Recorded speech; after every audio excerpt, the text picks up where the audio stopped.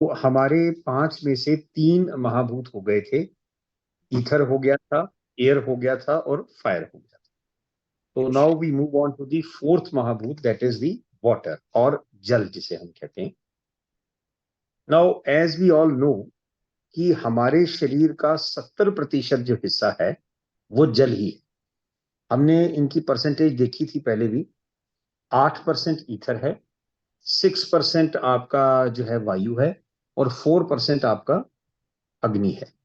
तो जो जल तत्व है ये सबसे ज्यादा हमारे शरीर में है, दैट इज 70%। और हम सब जानते हैं कि जल और water is a universal solvent. किसी भी चीज में आप इसे मिला दो ये उसी का रूप ले लेता है, ये इसकी क्वालिटी। नाउ इसके बिना हम जी नहीं सकते, वो एसेंशियल तो एलिमेंट है ही है। देर आर सर्टन फिगर्स जिन पे कई बार एक एक नंबर के सवाल आए हैं, इसलिए वो मैं आपको करवा दूं। जैसे हम जानते हैं कि 70% of our body is water, इसी तरह से 98.7% of our eyes is water. तो ऑलमोस्ट 100 ही हो गया। 98.7% हमारी आईज का जो हिस्सा है वो पानी से बना हुआ। इसी तरह 79% of our lungs they are made of water. 79.5% of our heart, ये भी पानी है। हमारे खून का, हालांकि मुहावरा कहता है उसका तो खून पानी हो गया, खून सभी का पानी होता है। 80% of our blood is water. Similarly 25% of our bones and 90% of our brain is also water. तो ये फिगर्स हैं, कई बार ये इसमें वो चार अलग देकर के कितने परसेंट है, तो ये थोड़ा सा ध्यान में एक सीक्वेंस बनाकर अगर हम लिख लेंगे तो ये याद रह जाता है कि ज्यादा पोर्शन किसका है। सिर्फ बोन्स ही हैं जिसका 25% है, अदरवाइज सारे ही मोर देन आपको 70%। और आइज तो बिल्कुल 98.7% आएगा। और जैसे मैंने बताया ब्रेन इज 90%। तो इस तरह से ये सारे हमारे शरीर के अलग अलग अंग जो बने हुए हैं। नेक्स्ट जो हम इसमें देखते हैं, जो जैसे मैंने कहा था जब हमने अटेम्प्ट करना है, अगर ये 10 नंबर का क्वेश्चन आता है या 5 नंबर का भी, फिर आती है इसकी क्वालिटीज। नाउ एक एक क्वालिटी हर अगले तत्व के साथ बढ़ती जाती है। जैसे साउंड है, इसमें हमने सुना पानी की कल कल, ऐसे कई जगह हम पढ़ते हैं उपन्यासों में या राइटिंग्स में, उसकी आवाज, पानी के गिरने की सर्टन आवाज होती है, तो साउंड है इसके अंदर। टच है, आप इसे छू सकते हैं। इसकी फॉर्म है, बॉटल में भरे किसी में रखें तो वही फॉर्म ले लेता है, तो वही इसकी फॉर्म है, नजर आती है इसकी form. Then it has got taste और रस जिसको हम कहते हैं। मैं कई बार कहता भी हूं कि अगर कोई मुझसे पूछे कि दुनिया की सबसे ज्यादा टेस्टी चीज क्या है, तो मैं कहूंगा पानी। कई बार आपको प्यास लगी होती है तो तब आप पानी पीते हो तो उसका एक स्वाद पता लगता है आपको भी, इसमें एक अलग सा ही जो क्वेंच करने वाला हमारी थ्रस्ट को है। आप कोई भी कोल्ड ड्रिंक ले लें या और कोई ड्रिंक ले लें, वो आपकी कभी भी प्यास नहीं बुझा सकता। आपको उसको पीते हुए अच्छा लगेगा, लेकिन थोड़ी देर बाद फिर से लगेगा कि यार। तो पानी आप पियेंगे तो पानी की प्यास पानी से ही बुझती। तो इस तरह से it has got 4 qualities. Now हमने वो देखा था ग्रॉसर और सबलर। तो ये ग्रॉसर है पिछले अपने 3 एलिमेंट से, यानी कि आकाश, वायु और आपका अग्नि, उससे ग्रॉसर है। और सबलर है लेस, जो एक बच गया अर्थ से। अर्थ से भारी और उनसे सूक्ष्म, सॉरी, अर्थ से सूक्ष्म और उनके मुकाबले में भारी। Now how do we obtain it. अब यहां आपका सेकेंड ईयर वाला सवाल भी साथ में आ जाता है। सेकेंड ईयर में अगर हम देखें तो हमारा एक पेपर जो है वो 3 थेरेपीज पे बेस्ड है। मैनिपुलेटिव थेरेपी जिसे हम मसाज कहते हैं, हाइड्रोथेरेपी और क्रोमोथेरेपी, जो पिछली बार हमें मैम ने पढ़ाई की थी। सो इसी तरह से अगर आपने जल तत्व लेना है तो वो सारा का सारा हाइड्रोथेरेपी से ही हमें मिलता है ना। उसमें भी कुछ चीजें जो टॉपिक्स हैं जिन पे अलग अलग क्वेश्चंस आते हैं, वो है जैसे ऊषापान। ऊषापान पे 5 नंबर का नोट कई बार आया एग्जाम से। हिप बाथ्स, ये डिफरेंट डिफरेंट हिप बाथ्स है, मैं इनको भी एक्सप्लेन करूंगा। सिट्स बाथ एंड लास्ट बस्ती और एनिमा, ये 4-5 इसके बड़े इंपॉर्टेंट टॉपिक्स हैं। यही टॉपिक्स पे नोट्स फर्स्ट ईयर में भी आते हैं और सेकेंड ईयर में भी आते हैं। तो hydrotherapy which mainly involves ushapan, hip baths, sitz bath, basti और enema, it is used to obtain this element. Now, कहां से ज्यादा मिलता है? इसके अलावा जितनी भी क्रीपर्स हैं, यानी कि बेल वाली सब्जियां, ऐसी वेजीज जो क्रीपर्स पे ग्रो होती हैं, जैसे लौकी हो गई, तोरी हो गई, इस तरह की, इन सब से भी जल तत्व हमें मिलता है। और जैसे मैंने कहा था कि इसके अब अंग हम देखेंगे, ऊषा पान। अदरवाइज तो अगर आपको एक बड़ा क्वेश्चन आया है पांचों तत्वों का, तो आपने इतना से एक्सप्लेन किया, इनके नाम बताए और आप चल पड़े आगे। लेकिन अगर कई बार टॉपिक पे ही उन्होंने शॉर्ट नोट पूछ लिया कि ऊषा पान क्या है, तो ऊषा पान नाम को बाइफरकेट करें, ऊषा और पान। ऊषा का मतलब होता है सुबह सुबह, और पान का मतलब पीना। तो हमारी नेचुरोपैथी कहती है कि आप पानी को, जब पानी कॉपर यानी तांबा के कांटेक्ट में आता है, तो 12 घंटे अगर लगातार रहता है तो वो पानी शुद्ध हो जाता है for the purpose of naturopathy. अब ऊषा पान में क्या करते हैं, हम पानी को एक कॉपर के वेसल, आमतौर पे जग होता है, जैसे हमने कई जगह देखा भी होगा, उसको हम एक स्टूल के ऊपर या कोई भी ऊंची जगह पर उसको ओवरनाइट हम रखते हैं, पानी को तांबे के पात्र में। और सुबह इसको, क्योंकि 12 घंटे के समय के लिए रखना होता है, तो सुबह बेसिकली हम इसे शाम को रख दिया तो सूर्य उदय से पहले हम इसको सुबह सुबह पी लेते हैं। इसको पीने के दो तरीके, आम तो तरीका है जैसे नॉर्मल आप पानी पीते ही हैं, उस तरह से इसको पिएंगे। जो यौगिक क्रिया है उसमें इसको अपनी नासिकाओं से, नॉस्ट्रिल से किया जाता है। सो वो that is a tougher one, लेकिन आम जनरल आदमी के लिए इसको जो है नॉर्मल ग्लास में जैसे डालकर आप अपने जग में से इसको पी सकते हैं। इसको पीने के बाद सोना नहीं, आप 10 से 15 मिनट की सैर करें तो ये कई व्याधियों के लिए रामबाण है।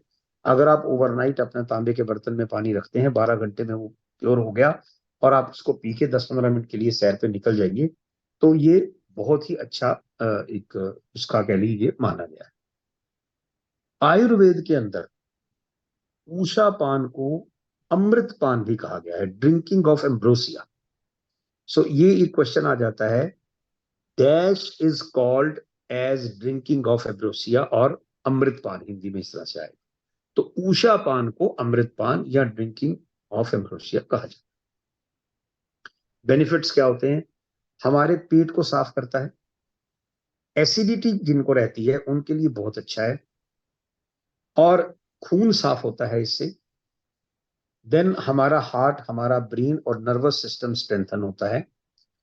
ऐसे लोग, कुछ लोग ऐसे होते हैं जिन्हें सुबह सुबह, बिकॉज एक स्वस्थ आदमी को सुबह उठते ही विद इन 5 मिनट्स फीलिंग आनी चाहिए कि मैं जाऊं to answer the call of nature.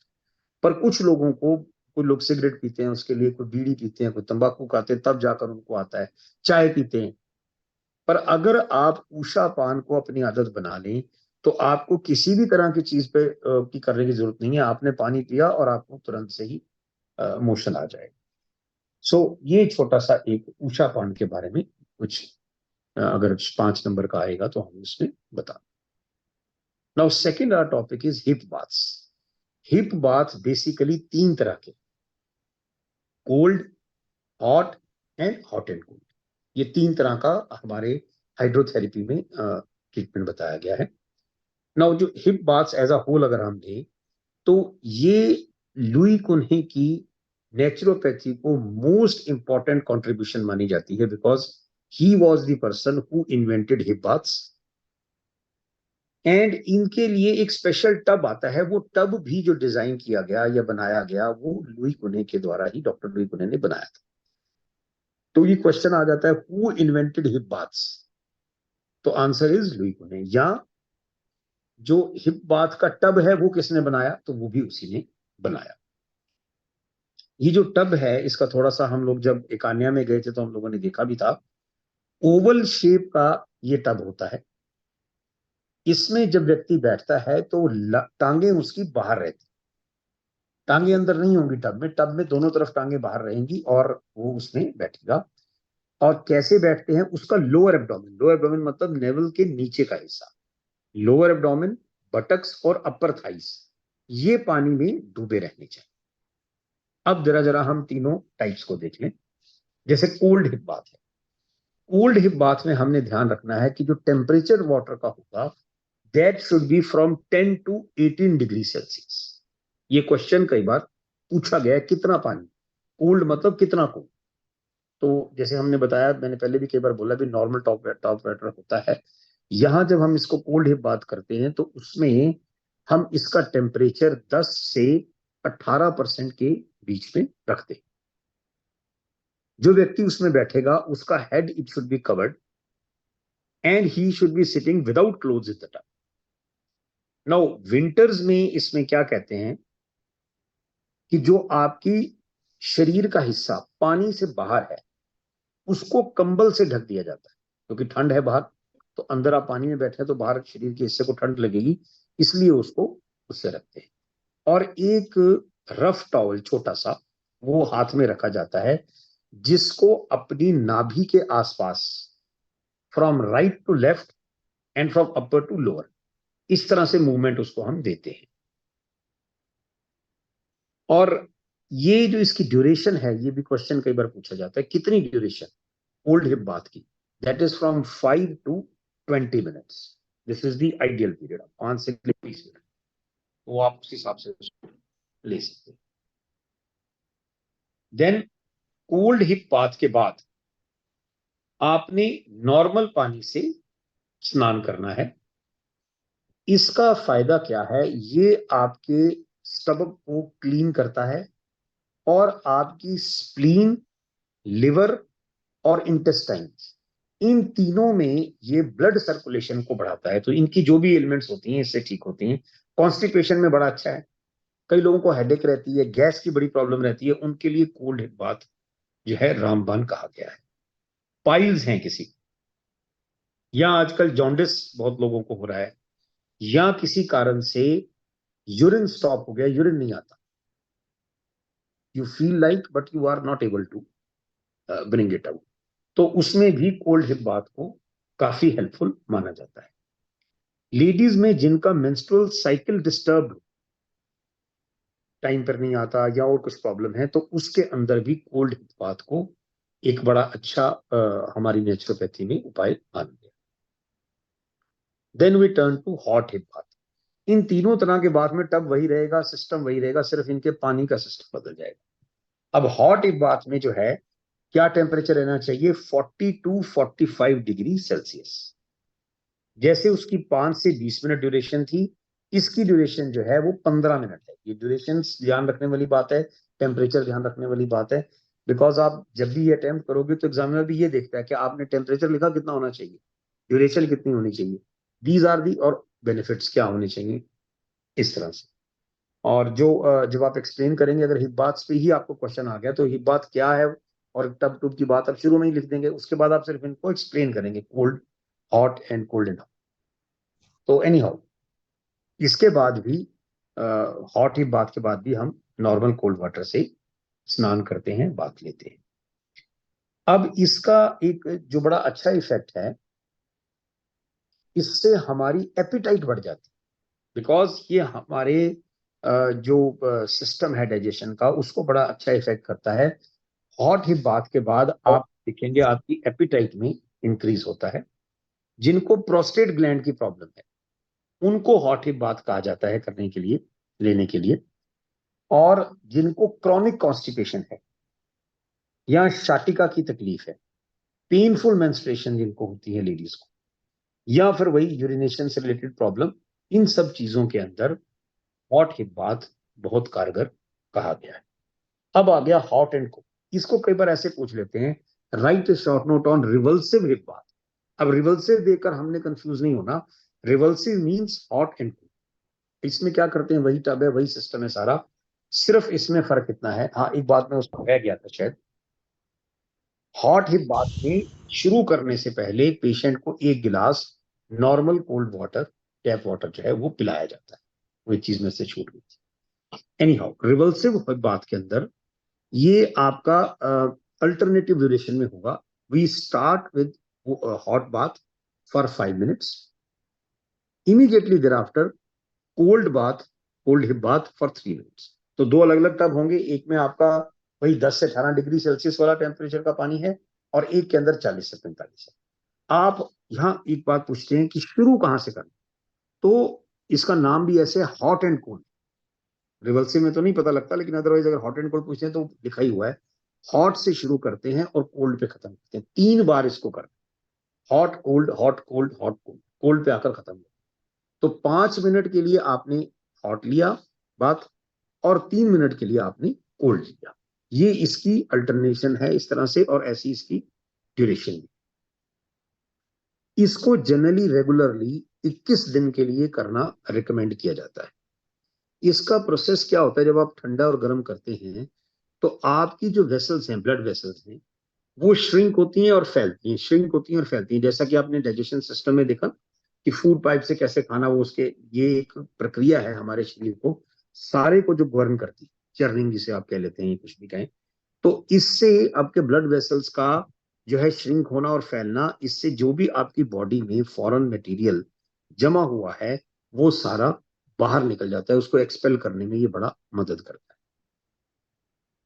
Now जितनी भी एलिमेंट्स गर्भाशय से संबंधित, वूम्ब से संबंधित है, या वही स्टॉपेज ऑफ यूरिन आ गया, लिवर किसी कईयों का स्वेल हो जाता है, हेडेक रहती है, और इवन किडनी स्टोन भी जिनको रहता है, उनको भी ये हॉट एंड कोल्ड का या रिवल्सिव हिप बाथ दिया जाता है। नाउ इसी का पार्ट कहने, बाथ्स में अगर हिप बाथ देखें तो 3 ही है, लेकिन सिट्स बाथ भी एक इसी तरह का पार्ट माना जाता है, हालांकि वो हिप बाथ नहीं है। इसमें क्या होता है, वही टब यूज होगा, फर्क सिर्फ इतना है कि टब के अंदर आप एक छोटा स्टूल रखते हैं, जिस स्टूल पे पेशेंट ने बैठना है। पानी का जो लेवल है वो स्टूल की जो अपर सरफेस है जिस पे वो बैठा है उसे टच नहीं करना चाहिए, उसके नीचे नीचे रहे। विदाउट क्लोथ उसने बैठना है, लेग्स आउटसाइड है, वो सब कुछ वैसे ही है। इसमें क्या होता है कि in case of a female, जो रिप्रोडक्टिव ऑर्गन है फीमेल्स का, उसका जो आउटर पोर्शन है उसको एक मोटे कपड़े से रब किया जाता है, जिसको पानी में आपने भिगोया हुआ है। पानी में भिगोए कपड़े से जो रिप्रोडक्टिव ऑर्गन है फीमेल्स में, उसके बाहर के पोर्शन को आपने रब करना है फॉर 15 to 20 मिनट्स, और उसके बाद सूखे कपड़े से उसे आपने सुखाना है। इसी तरह मेल्स में क्या है, जो फोर स्किन है उसे पीछे खींचकर आपने जो इंटरनल ऑर्गन है, पार्ट है, उसको आपने, क्योंकि बड़ा सेंसिटिव होता है, तो बड़े हल्के हाथ से ही आपने उसको ऐसे ही गीले कपड़े से रब करना है। वही आपका टाइम रहेगा 15 से 20 मिनट, और फिर उसको भी सूखे कपड़े से करना है। लेडीज के अंदर जितनी भी मेंस्ट्रुअल डिसऑर्डर्स होते हैं उसके लिए सिट्स बाथ बहुत ज्यादा कारगर उपाय है। अदरवाइज आल्सो, मेल हो फीमेल हो, ये उनके जेनिटल ऑर्गन्स को स्ट्रेंथन करता है। कुछ लोगों को जैसे इम्पोटेंसी की प्रॉब्लम होती है, इम्पोटेंसी की प्रॉब्लम के अंदर सिट्स बाथ को बड़ा अच्छा माना गया है।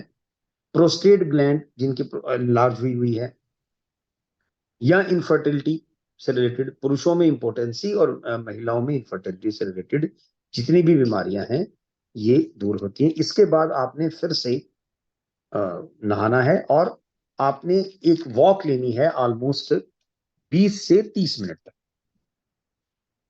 तो बेसिकली इसका पर्पस क्या है, बॉडी की जो हीट होती है हमारी, उस हीट को ये कूल डाउन करता है और वाइटल फोर्स की शक्ति को बढ़ाता है। नाउ लास्ट पार्ट इसका, बस्ती या enema.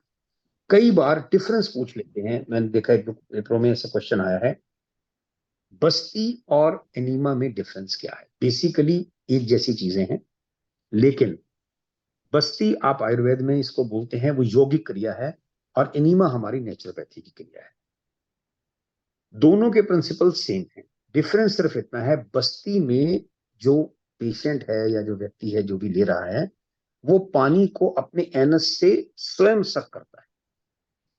Where after, where as जब एनीमा है, एनीमा में ये एनस में इंसर्ट किया जाता है, और इसको पानी जो है by the power of gravity दिया जाता है।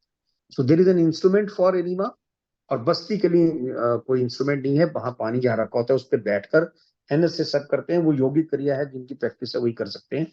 एनीमा कोई भी ले सकता है।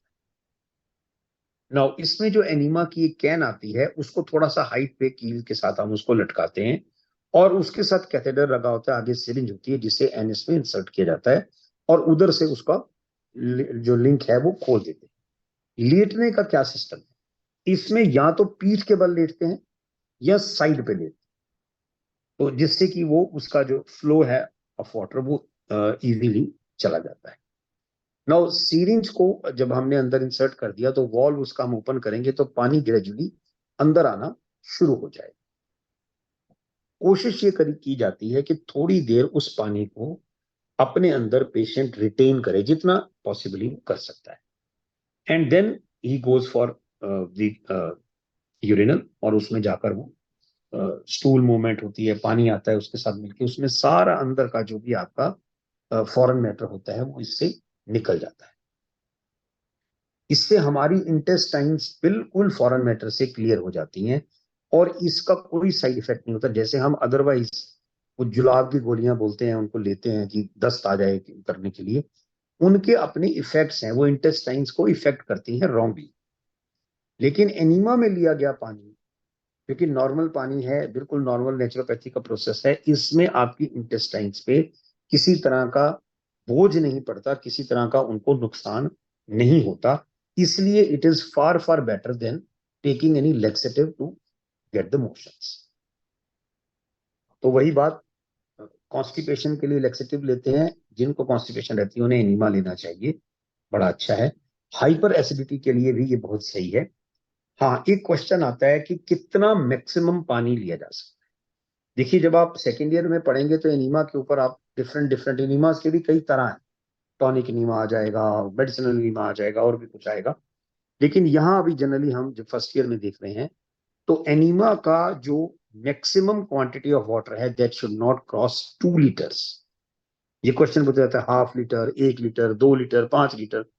तो 2 लीटर जो है इसका, इससे इंक्रीज आप एनीमा में पानी अंदर नहीं देंगे। तो this was in short for the water element. Now we come to the last element, that is earth और पृथ्वी। अब अगर आप सबको जोड़ेंगे तो बाकी 12% ही बचता है। तो 12% of our body is made up of earth element. तो क्यों हम कहते हैं 5 महाभूतों से बनी है, 5 महाभूतों की क्वांटिटी क्या क्या है? 8, 6 एंड 4। ये तो हो गया आकाश, वायु और अग्नि। देन जल आया 70 एंड रिमेनिंग 12% इज पृथ्वी। नाउ पृथ्वी जैसे हमने देखा क्योंकि लास्ट है तो सबसे ग्रॉसेस्ट है, सबसे भारी है और किसी से भी सबल नहीं है। अब एक क्वेश्चन आमतौर पे आता है, अच्छा हाँ ये मिलेगा कहां से हमें? हमारी ह्यूमन बॉडी में जो बोन्स हैं, टीथ हैं, सेल्स हैं, टिश्यूज हैं, these are all manifestations of earth element. और अर्थ एलिमेंट हमें जो मिलता है वो सीरियल्स और पल्सेस से, दालें और अनाज, इनसे हमें अर्थ एलिमेंट की प्राप्ति हो। तो एक क्वेश्चन कई बार आता है कि इसकी आप रेमेडियल प्रॉपर्टीज या प्रॉपर्टीज क्या हैं, इनकी विशेषताएं क्या हैं अर्थ की? तो वो मैंने 5-10 कुछ निकाली है, वो मैं आपको बताता हूं। सबसे पहला, अर्थ अंदर पार है to maintain the temperature of the body. इसीलिए हम जो मड पैक्स लगाते हैं अपनी हाइड्रोथेरेपी में, वो they are to absorb the extra heat of the abdomen जो हमें परेशान करती है in the form of elements. तो पहली इसकी quality I to maintain the temperature of the body. Now second है, it removes all kinds of bad smell.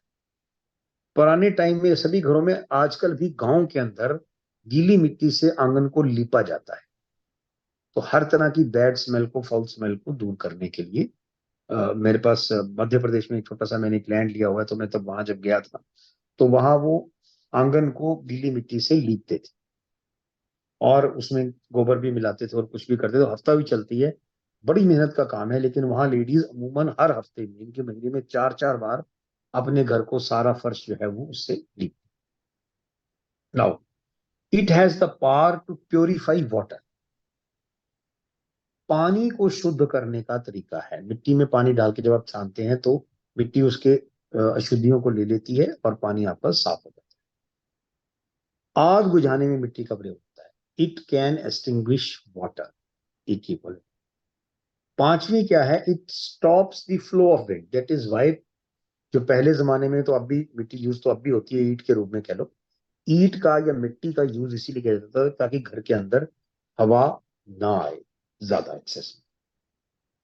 Then seventh आ गया, हीलिंग प्रॉपर्टीज इसमें बड़ी अच्छी है। वुंड्स हैं, वुंड्स के ऊपर पहले लोग ऐसी मिट्टी लगाते थे, साफ मिट्टी, लेकिन बाहर के ऊपर नहीं, मिट्टी अंदर से खोद के लगाई जाती। जहां किसी बिच्छू का काटा, सांप का काटा, या वो पीला वास्प होता है उसका काटा, उसके ऊपर भी मिट्टी को लगाया जाता है, because it has the power to suck poison. ये इसकी आठवीं पावर है।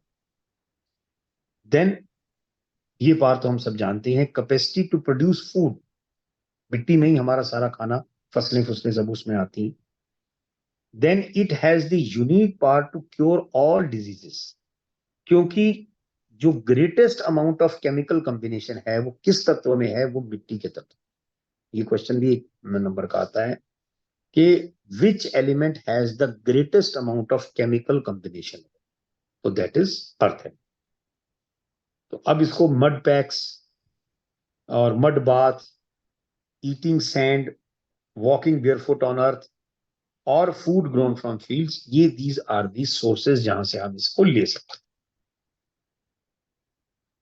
डॉक्टर एडोल्फ जस्ट, जिनकी बुक मैंने बीच में भी कहीं ना कहीं मेरे लेक्चर्स में जिक्र हुआ था, return to nature, this was the book जिसको पढ़कर महात्मा गांधी ने नेचुरोपैथी को अपनाया था। अपनी उस बुक में उन्होंने अर्थ एलिमेंट की रेमेडियल पावर्स पे बहुत ज्यादा स्ट्रेस किया है। इससे रिलेटेड ही एक शॉर्ट क्वेश्चन पेपर आ जाता है, मड पैक या मड पॉलिटिक्स, इसके ऊपर कुछ लाइनें वो पूछते हैं कि क्या है। तो ये बड़ा हमारा एक पावरफुल मीन्स है to obtain earth element, and it is widely use in naturopathy. Different types of earth के डिफरेंट तरह के इसमें यूज करते हैं। इसमें जो मिट्टी लेनी है वो ऊपर सतह से नहीं लेनी, 3-4 फीट नीचे खोद कर नीचे से साफ मिट्टी ली जाती है। उस मिट्टी को आप छलनी से, कपड़े की छलनी के लिए कपड़े से उसको छानते हैं, और फिर उसको मिट्टी के बर्तन में पानी में डुबोकर 7 से 8 घंटे रखा जाता है, और उसको फिर अच्छी तरह से मिक्स किया जाता है। और ये जो वुडन रॉड के साथ, और ये जो मिक्सचर बना, this mixture is ideal for the mud pack. Now our mud pack is ready to be used. तो मड पैक को यूज की ड्यूरेशन क्या होती है, this duration is at least 30 minutes, 30 minute, because ये ठंडक प्रदान करता है शरीर को।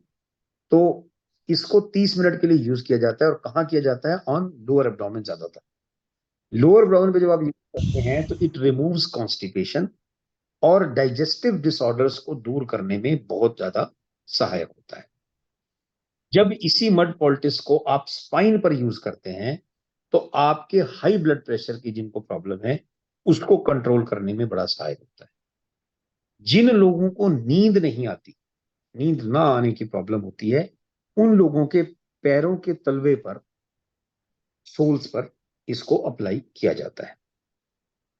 और जिनको स्किन की डिजीज है उनकी सारी बॉडी पे मड पैक लगाया जाता है, या मड बाथ भी हम उसको कहते हैं। उसमें बड़ा कामयाब है। वास्प की स्टिंग हुआ, वो पीले रंग का जो वास्प होता है उसने काटा, उसमें भी यूज करते हैं। और इसकी इतनी इफेक्टिवनेस थी कि महात्मा गांधी ने इसको बहुत एक्सटेंसिवली अपने आश्रम के लोगों पर यूज किया। एंड उस समय ये जो वास्प के काटने का और ये टाइफाइड का बड़ा जोर रहता था, तो इतना इसका असर हुआ कि सेवाग्राम आश्रम के जो उनके वासी थे, रहने वाले महात्मा गांधी के सेवाग्राम आश्रम में, उन्हें टाइफाइड नाम के फीवर से डर लगना बंद हो गया। सारा भारत तो टाइफाइड से डरता था, सिर्फ सेवाग्राम के लोग नहीं डरते थे, क्योंकि उनको पता था कि ये मड पोल्टिस लगाएंगे, मड पैक लगाएंगे और हमारा ठीक हो जाएगा। तो इस तरह से हमने 5 एलिमेंट्स आज आपने कर लिए। इसके साथ एक एलिमेंट और है जिसे छठा एलिमेंट कह लो, या मैं कहूंगा पहला एलिमेंट ही कह लो, दैट इज राम नाम। राम नाम पर भी आपको बार बार जो है शॉर्ट नोट कई बार आया गया आता है। और दूसरा है special drive. Sorry, balance diet. Balance diet जो है वो हमने जब डाइजेस्टिव सिस्टम किया था उसमें वो हमने पढ़ी थी, तो उसको दोबारा एक्सप्लेन करने की जरूरत नहीं है। फिर भी कोई मोटी मोटी बातें मैं बता दूंगा एक बार। अब 5 एलिमेंट हम मानते हैं, लेकिन Mahatma Gandhi was the person who introduced 6th element in the realm of naturopathy, and that 6th element was Ram naam. Question भी पूछा जाता है, Mahatma Gandhi introduced which 6th element for naturopathic treatment, तो दैट इज राम। नाउ हमने देखा कि 5 एलिमेंट्स के इम्बैलेंस को ठीक करना ही बेसिक हमारा नेचुरोपैथी में काम है, लेकिन इनकी जो हीलिंग पावर है, महात्मा गांधी ये कहते हैं कि वो कुछ भी नहीं है जब तक कि इसका जो सोर्स है इस ऑल हीलिंग पावर का, दैट इज राम नाम। यहां एक बात ध्यान रखने वाली बात है, राम नाम दशरथ के पुत्र भगवान राम नहीं, ये ईश्वर के लिए यूज। जैसे हम कई बार यू हे राम बोलते हैं, तो वो राम यहाँ उस ऑल माइटी, उस लाइट के लिए कह लीजिए, जिसका कोई आकार नहीं। अगर आप महात्मा गांधी की वो तीनों किताबें जो मैंने पिछले लेक्चर में रेफर भी की थी, उनको पढ़ते हैं, उसमें राम नाम नाम की किताब भी है छोटी सी, उसमें उन्होंने बड़ा अच्छी तरह से एक्सप्लेन किया है कि यहाँ राम का मतलब है भगवान, ईश्वर, खुदा, उसका कोई रूप नहीं। मतलब उसको आप दशरथ पुत्र राम ना मानकर उसे उस ईश्वर का प्रतिरूप। तो गांधी जी तो इसको ऐड उन्होंने किया ही किया, वो अपनी सारी ट्रीटमेंट में शुरुआत ही राम नाम से करते थे। अपने पेशेंट्स को वो सिखाते थे कि आपने प्रार्थना करनी है या आपने राम नाम इस तरह से रिसाइट करना है, उसके बाद ये ट्रीटमेंट लेनी है तो फायदा करेगा। आपको बिना राम नाम के आपको ये ट्रीटमेंट फायदा नहीं करेगी। उन्होंने, उनकी एक वर्डिंग आती है, उनकी एक स्टेटमेंट आती है जिसपे एक क्वेश्चन पूछते हैं कि हु सेड दिस, मैं इन्वर्टेड कॉमास में बोल रहा हूं, I claim that Ram naam is the best medicine to cure physical elements. किसने कहा? महात्मा गांधी। ये पूछ लेते हैं कई बार। I claim that Ram naam is the best medicine to cure physical elements. अब इसके दो रूप बताए उन्होंने। एक तो है प्रेयर टू गॉड, जिसे हम सिखिज्म में कहते हैं अरदास, प्रार्थना। Prayer to God and meditation, these are two powerful means of Ram. और ये भी महात्मा गांधी ने अपनी किताब में उसमें राम नाम में कहा है, मैंने पढ़ी भी है। वो कहते हैं कि इसको पैरेट लाइक राम राम राम राम ऐसे आपको रटने से कुछ नहीं होगा, आपने मेडिटेट करना है इस पे, अपना दिल से इसको अपने भगवान राम का नाम या ईश्वर का नाम लेना है, तो तभी कारगर है। खाली रट लिया 50 बार, 200 बार, 108 बार, उसका कोई फायदा नहीं। सो इस तरह से ये एक छोटा सा राम नाम पे हो गया। और डाइट पर तो हमारा वो आ ही गया। इसके साथ हमारा पंच महाभूत के साथ हमने छठा भी कर लिया। बैलेंस डाइट हम ऑलरेडी देख चुके थे। तो ये पोर्शन या ये कंसेप्ट या ये चैप्टर हमारा इस लेवल तक खत्म होता है। बेसिक मैंने शुरू में ही कहा था कि दो चीजें बड़ी इंपॉर्टेंट है, तीनों साल आती हैं, 10 प्रिंसिपल्स एंड 5 एलिमेंट्स। बीच में स्पेशल डाइट और राम नाम भी साथ में हमने आज इंक्लूड कर। एक मेरे पीछे कुछ दिनों हमारे जो और फ्रेंड्स हैं, सबसे बातचीत होती रही है। सभी को प्रॉब्लम फर्स्ट ईयर वालों को ज्यादातर आ रही है साइंस सब्जेक्ट्स। जिन लोगों के पास 12th में साइंस थी उन लोगों ने तो, उनको प्रॉब्लम नहीं रहेगी, बट अदरवाइज जो आर्ट्स स्ट्रीम से थे, जैसे मैं खुद भी था, मैंने भी इस चीज को झेला है। तो वो ये कह रहे थे कि जितना भी हमारा नेचर क्योर का है, हालांकि काफी कुछ हम इसमें अब कर ही चुके हैं, तो देवर सिंह कि ये तो हमारा हम पढ़ लेंगे बुक्स में, हमें समझ भी आ जाता है, हमें प्रॉब्लम आ रही है साइंस सब्जेक्ट्स। अब साइंस के हमारे क्या है, ये थोड़ी सी कुछ चीजें मैं क्लियर कर देता हूं आपको। सबसे पहला हमारा जो एक एडिशनल पेपर आता है, जिसको जनरल साइंस का पेपर कहते हैं, ये ध्यान रखें, इस पेपर में आपके 100 में से चाहे 90 नंबर आ जाए, उसका कोई, अदरवाइज तो ठीक है भाई, अपनी नॉलेज के लिए तो बड़ी अच्छी बात है, बट आपके स्कोर में वो काउंट नहीं होगा। आपको 300 में से नंबर नहीं मिलेंगे, नंबर आपको 200 में से ही मिलने हैं। ये 100 नंबर का पेपर जनरल साइंस का है, ये काउंट नहीं होता। लेकिन अगर आपने इसे पास नहीं किया तो फिर आप फेल, आप फर्स्ट ईयर नहीं क्लियर कर सकते। तो इसमें पास मार्क्स लेना या 70, 80, 90, 100/100 नंबर लेना एक जैसी बात। ये चीजें शायद पता नहीं क्लियर किसी ने की है कि नहीं हमारे इंस्टीट्यूट से हम लोगों को। जर्नल साइंस का पेपर सिर्फ पास होने के लिए है। जैसे आईएएस का एग्जाम होता है, उसमें लैंग्वेज का पेपर जो होता है ना, वो पास होना जरूरी है, वरना आप आईएएस बाकी सब कर जाओ तो क्लियर नहीं कर सकते, बट उसके मार्क्स काउंट नहीं होंगे आप। आपकी जो मार्कशीट आएगी उसमें आपको नंबर जो देंगे वो 300 में से देंगे, यानी कि दो पेपरों के 100 नंबर के दो पेपर, और तीसरा आपका वाइवा का, जिसमें आपने वो चार्ट भी बनाना है और सब करना। और अलग से फिर चौथा पेपर जो जनरल साइंस है, उसके मार्क्स अलग से दिए होंगे, वो उसमें काउंट नहीं होंगे। तो 300 में से आपके इतने मार्क्स आए, और वैसे जनरल साइंस में आपके इतने आए। जनरल साइंस में आप पास हैं तो आप सब में पास हैं, नहीं पास हैं तो आप गए। और एक चीज और, ये भी मैं आपको क्लैरिफाई कर दूं, जनरल साइंस का पेपर, हालांकि आई, मुझे नहीं पता मुझे कहना चाहिए कि नहीं, बट अब जो जानकारी है वो मैं इसके साथ बांटूंगा। जनरल साइंस का पेपर आप 3 साल में कभी भी पास कर। फर्स्ट ईयर में आपके तीनों पेपर क्लियर, दो पेपर क्लियर है और वाइवा हो गया, चलो वो तो क्लियर ही होता है। दूसरे साल में दो पेपर हो गए, तीसरे में तीसरे हो गए, तब जाके जनरल साइंस हुआ, तो भी डिप्लोमा मिल गया। फर्स्ट ईयर में जनरल साइंस नहीं भी हुआ तो, बट दैट डजंट मीन कि आप जनरल साइंस आप पढ़ना ही छोड़ दें, मैं ये नहीं कहना चाहता। तो जनरल साइंस इंपॉर्टेंट है पास करने के लिए, 3 सालों में कभी भी, पर बेटर है फर्स्ट ईयर में ही कर लो, क्योंकि सेकेंड ईयर में फिर सेकेंड ईयर का करोगे। मैंने जहां तक नोट किया है, second year by far is the easiest, because हमारा बेस बन चुका होता है और वहां पेपर भी दो ही रह जाते हैं। थर्ड में फिर 3 पेपर आते। तो खैर, ये मैंने बात बतानी थी। तो इसके दो पोर्शन क्या हो गए, एक तो जनरल साइंस का हो गया, इसमें आपके 5 टॉपिक्स हैं: biology, microbiology, botany, physics and chemistry. 10th के लेवल की है, 10th के लेवल का अगर कोई बच्चा घर में हो तो उसकी बुक्स में इसमें मिल जाएगा। और जो दूसरा पार्ट है, जो दूसरा पेपर है, वो है एनाटॉमी एंड फिजियोलॉजी, जिसका एक पार्ट है एनवायरमेंट एंड इकोलॉजी। वो तो फिर एनवायरमेंट का पोल्यूशन वगैरह इजी है। एनाटॉमी एंड फिजियोलॉजी में आपका structure of cell and tissues and structure and functions of all the systems of body including skin, blood and sensory organs, ये आपका मेजर पोर्शन है इसका। तो जो आपका जनरल साइंस का पेपर है, उसमें जो बायोलॉजी है, वो सारी की सारी इसका एनाटॉमी एंड फिजियोलॉजी वाला ही टॉपिक है। आपने ये टॉपिक किया तो आपने जनरल साइंस का पहला बायोलॉजी को क्लियर कर। एक आदि कोई चीज अलग से हो तो मैं कह नहीं सकता, वरना सारी की सारी चीज यही है जो आपकी इसमें आई। तो जैसा सबने मुझे कहा कि इसमें प्रॉब्लम आ रही है, तो हम अगली क्लासेस में कोशिश करेंगे कि इसमें हमारा डाइजेस्टिव सिस्टम तो ऑलरेडी हो चुका है, कि जो different different systems of body हैं, हम इनको करें, बिकॉज साइंस का सब्जेक्ट है, साइंस हमसे कई कई साल पहले छूट चुकी है और उसमें थोड़ी प्रॉब्लम आ सकती है। कंसिडरिंग द फैक्ट कि टाइम कम है, हम पहले अपने सिस्टम्स को कर लें, फर्स्ट ईयर वालों के लिए खासतौर पे कह रहा हूँ। और डाइजेस्टिव सिस्टम तो सेकेंड ईयर में भी आना है, तो आपने इसको ज्यादा जोर से करना है, बिकॉज यही आपको किया हुआ एज इट इज ही पूरा का पूरा यूनिट है आपके सेकेंड ईयर के पेपर। तो उसको ये हमें काफी कुछ कवर कर देता है।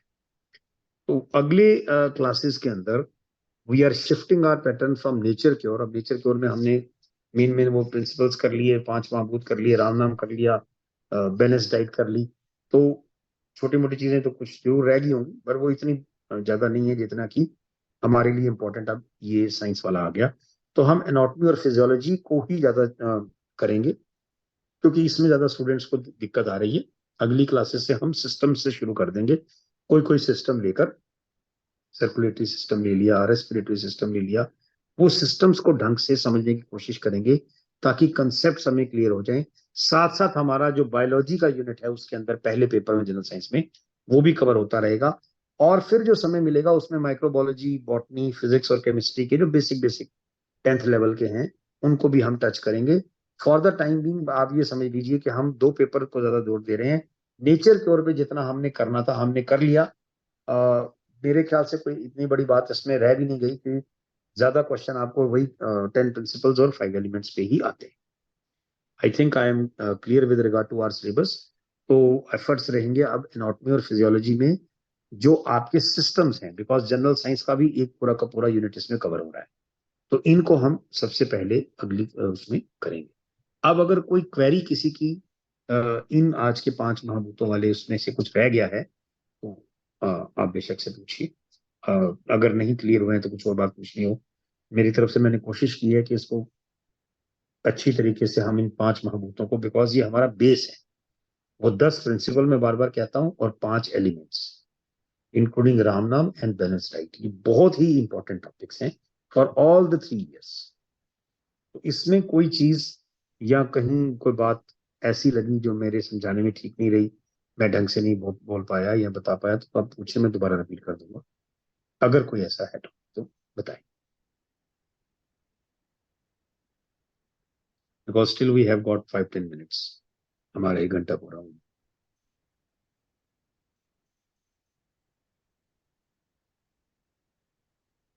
आई hope all are there.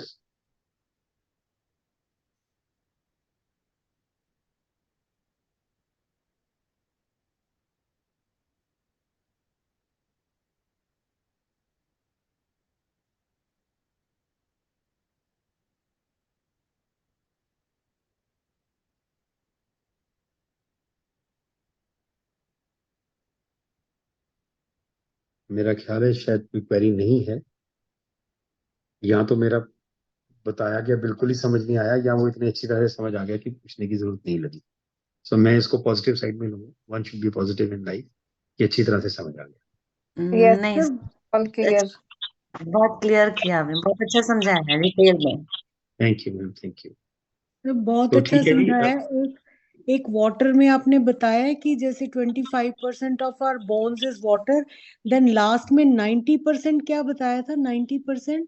Brain, brain ma'am, oh yes, हाँ जी हाँ जी, ठीक है। 90% of brain and 98.7% of our eyes, eyes, हाँ जी हाँ जी, वो तो लिखा है। 80% ऑफ आवर ब्लड, ऐसे ऐसे अलग अलग यस, ये है। ये तो आप दो बार, आप जैसे हम बात करते हैं ना 79% जी, ऑफ, हाँ जैसे हम बातें करके अगर डिस्कस करते हैं तो ये हमें जो टॉपिक्स हैं वो याद रह जाते हैं, वही अदरवाइज जो वही है इसीलिए। इतना परसेंटेज इसकी कभी ध्यान नहीं रहती, कितने होगा कितने नहीं होगा। तो मैं लाइक दोबारा सर, रिपीट। हमने जो बुक्स में जहाँ पे भी वाटर का ये सब पढ़ा है ना, but never we read about this 98% हमारी आईज वाटर है, ये कहीं नहीं पढ़ा ना, ये पढ़ा है 79%। यही यही सबसे बड़ी प्रॉब्लम है हमारे नेचुरोपैथी के कोर्स की, ये चीज हमें इतनी बुक्स में मिलती भी नहीं है, और ना ये कोई हमें सेंटर में पढ़ाता है। और हाँ जी, एग्जाम में तो पूछते हैं जैसे आपने पीएचडी नेचुरोपैथी करनी हो, पता नहीं कहाँ कहाँ से सवाल आते हैं। अब वही मैं आइज कह के रही हूँ, ये मैंने हमें ऐसे सवाल कहीं देखे दिखा आए ही हुए नहीं। हैं। बिल्कुल ठीक बात है।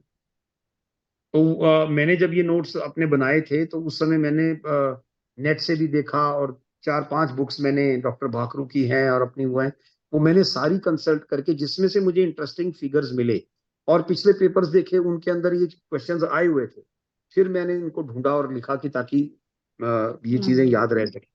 अब कोई पूछ ले बोन्स कितनी है, तो अब नहीं ध्यान होगा, तो पहले ही नहीं पढ़ा होगा, तो 4 वो ऑप्शन जी देंगे, पढ़ा है तो ध्यान आ जाएगा 25% है, नहीं तो हाँ अदरवाइज जी, नहीं आएगा।